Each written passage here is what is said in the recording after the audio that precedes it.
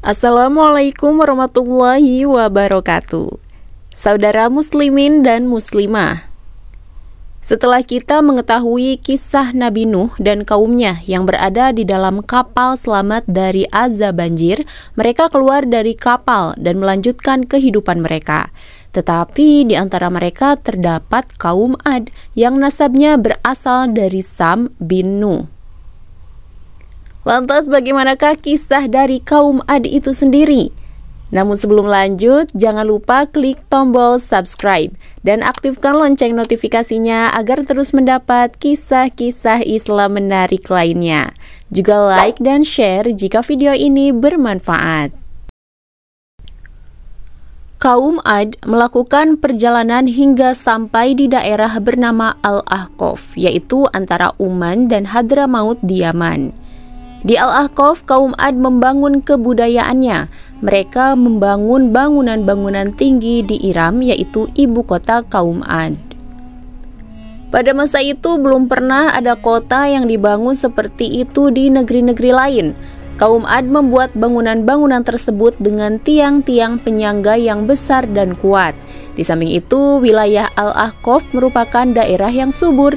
Kaum Ad memanfaatkannya untuk daerah pertanian. Curah hujan di wilayah tersebut cukup tinggi sehingga tanaman dapat tumbuh dengan baik. Kaum Ad hidup dengan penuh kemakmuran dan kemewahan. Lantas hal tersebut membuat kaum Ad menjadi angkuh dan mereka berkata, "Siapakah yang kekuatannya lebih besar dari kami?" Setan telah berhasil menyesatkan mereka sampai-sampai kaum Ad mulai menyembah patung berhala. Mereka melupakan dahsyatnya banjir di kala itu.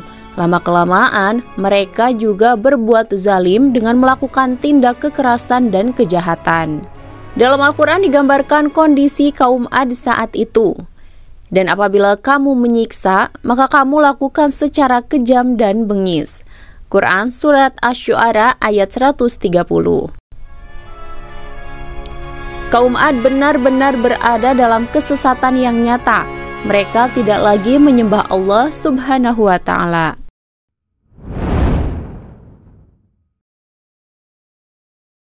Karena kaum Ad telah berada dalam kesesatan, Nabi Hud diutus oleh Allah untuk berdakwah.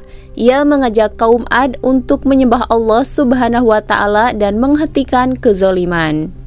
Di hadapan kaum Ad, Nabi Hud berkata, "Hai kaumku, sembahlah Allah, sekali-kali tidak ada Tuhan bagimu selain Dia. Maka mengapa kamu tidak bertakwa kepadanya?" Kemudian para pemuka kaum Ad menjawab, "Sesungguhnya kami benar-benar memandang kamu dalam keadaan kurang akal, dan sesungguhnya kami menganggap kamu termasuk orang-orang yang berdusta." Meskipun dikatakan gila dan pendusta, Nabi Hud tetap berdakwah.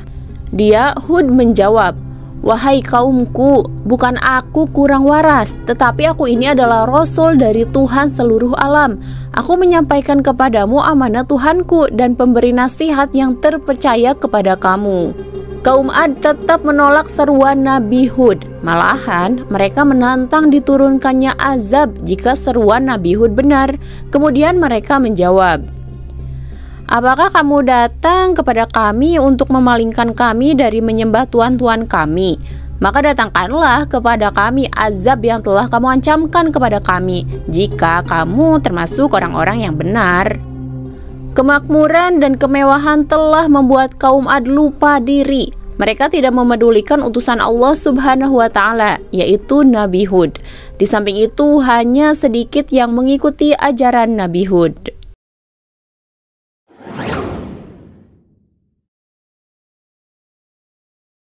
Salah satu cara berdakwah Nabi Hud adalah dengan berdialog. Ia berdialog dengan kaum Ad tentang kenikmatan dari Allah Subhanahu wa Ta'ala. Nabi Hud alaihissalam mengatakan bahwa seharusnya kaum Ad menerima ajarannya sebagai suatu peringatan dari Allah. Ia juga mengingatkan adanya kaum Nabi Nuh. Mereka ditimpa azab karena tidak memedulikan peringatan dari Allah. Nabi Hud berkata, "Allah telah memberi kelebihan, kekuasaan, dan kekuatan kepada kalian. Allah memberikan semua itu agar kamu beriman dan bersyukur." Kebimbangan meliputi perasaan kaum Ad. Mereka merasa ada kebenaran dalam dakwah Nabi Hud, namun mereka tidak dapat meninggalkan penyembahan berhala. Kemudian mereka berkata, "Wahai Hud, kami tahu Tuhan kami telah menimpakan penyakit gila kepadamu. Sesungguhnya engkau adalah seorang pendusta." Nabi Hud menyangkal perkataan kaum Ad. "Wahai kaumku, aku bukanlah orang gila. Aku adalah Rasul Allah, Tuhan seluruh alam. Aku menyampaikan amanat Tuhanku." Kemudian Nabi Hud berkata, "Apakah kamu tidak percaya dan heran bahwa datang kepadamu peringatan dari Tuhanmu yang dibawa oleh seorang laki-laki di antaramu untuk memberi peringatan kepadamu? Dan ingatlah oleh kamu sekalian di waktu Allah menjadikan kamu sebagai pengganti-pengganti yang berkuasa sesudah lenyapnya kaum Nuh. Dan Tuhan telah melebihkan kekuatan tubuh dan perawakanmu daripada kaum Nuh itu. Maka ingatlah nikmat-nikmat Allah supaya kamu mendapat keberuntungan." Mereka kaum Ad berkata, "Apakah kamu datang kepada kami agar kami hanya menyembah Allah saja dan meninggalkan apa yang biasa disembah oleh bapak-bapak kami? Maka datangkanlah azab yang kamu ancamkan kepada kami jika kamu termasuk orang-orang yang benar." Demikianlah sebagian perbincangan Nabi Hud dan kaum Ad.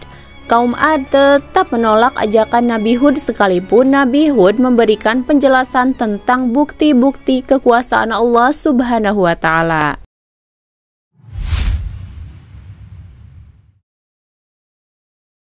Nabi Hud telah lama berdakwah kepada kaum Ad, namun kaum Ad tetap berpegang teguh pada agama nenek moyang. Mereka menyembah Tuhan-Tuhan berhala. Kemudian Allah Subhanahu wa Ta'ala menurunkan azab. Kemarau yang panjang menimpa wilayah mereka. Tanah kembali kering dan tanaman tidak tumbuh. Hewan ternak mereka juga banyak yang mati. Kehidupan kaum Ad menjadi sulit. Ketika itu Nabi Hud meminta kaum Ad untuk memohon ampun kepada Allah.